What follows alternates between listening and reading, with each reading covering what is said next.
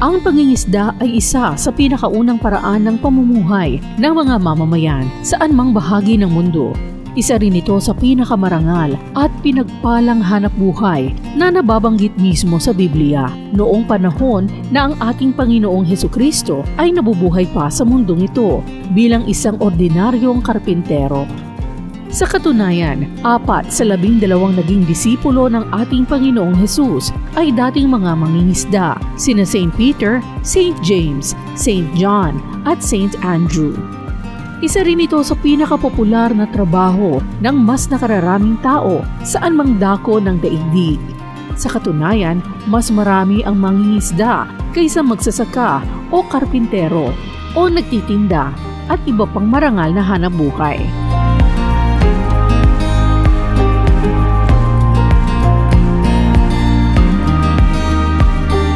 Hindi ito katakataka dahil ang 70% ng ating planeta ay tubig at 77% ng tubig sa mundo ay ang ating mga karagatan at ang 3% ay mga tubig tabang tulad ng mga ilog, lawa at mga talon o waterfalls.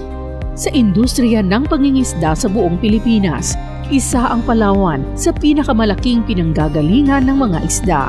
Bilang isang kapuluan o archipelago, napapalibutan ang Palawan ng 2 naglalakihang mga karagatan, ang West Philippine Sea at ang Sulu Sea. Noong taong 2022, umabot sa 346 na metriko tonelada ang isdang nahuli sa mga karagatan ng Palawan. Ito ay may kabuuang halaga na 14 na milyong piso. Kumakatawan ito sa halos 8% ng mga nahuling isda sa buong Pilipinas na 4 na milyong metriko tonelada noong ding taong 2022. Tunay na hindi matatawaran ang mahalagang papel na ginagampanan ng ating mga mangingisda sa ating lipunan. Sila ang responsable sa pagkakaroon natin sa araw-araw ng iba't ibang uri ng mga sariwang isda at iba pang yamang dagat na kinakain natin at nagbibigay sa ating katawan ng kinakailangang protina. Malaki rin ang kanilang kontribusyon sa ating ekonomiya at kaunlaran dahil ang industriya ng pangingisda ay isa sa pinakamalaking negosyo sa ating bansa. Ayon sa datos, sa kasalukuyan ay umaabot sa 66,900 katao ang mga mangingisda ng Palawan. Sila ay tipikal na naninirahan sa mga tabing dagat at tabing ilog sa 23 na mga munisipyo ng ating lalawigan. Karamihan sa kanila ay madaling araw pa lamang, kung minsan kahit na masama ang panahon ay lulusong na sila sa dagat para mangisda ng kanilang makakain at ibebenta sa mga mamimili.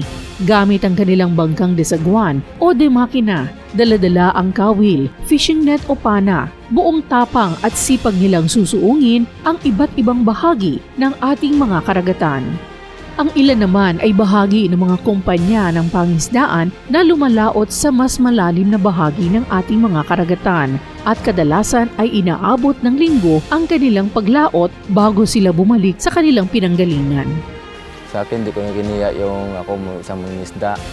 Saka pinarangal ko yung nabuhay na ganyan kasi yan lang ang nakayanan ko na nabuhay eh. Nakakita ako na sapat sa pang-araw-araw ng pamilya ko. Ay, kung makahuli ka, masaya talaga. Tiyagaan lang naman yan eh. Kung minsan, tama-tama lang sa pangonsumo. Nakakahuli ako. Sobrang saya na ni Mama kasi makakabili na kami ng bigas ba. Masaya, proud din ako na kaya yun nga naramdaman ko makapagpatapos ako.